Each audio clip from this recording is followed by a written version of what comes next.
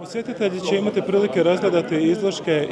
najprije iz muzeja Brodskoga Posavlja, ali i iz drugih naših lokalnih muzeja, iz Nove Gradiške, iz Kutine, iz Pakraca, iz Novske, Vojnog muzeja iz Zagreba, koji nam je posudio ovo što stoji iza nas, zapravo je rep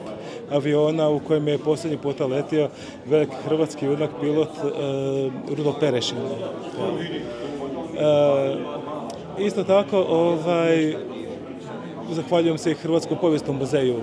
iz Zagreba koji ne posjećuje materijal, a posebna zahvala hrvatskim veteranima i hrvatskim vojnim udrugama iz Slavonskog Broda, iz okolice, pojedincima iz cijele Slavonije i dalje koji su čuvši da organiziramo ovu izložbu rado ustupili svoje materijale. Da li riječ o odorama, da li riječ o uniforma, da li riječ o dokumentaciji, fotografijama ili drugim materijalima, napravo sve smo dobili i ova izložba koja je zahtijevala jako puno truda, ali je izazvala jako puno pozitivne energije,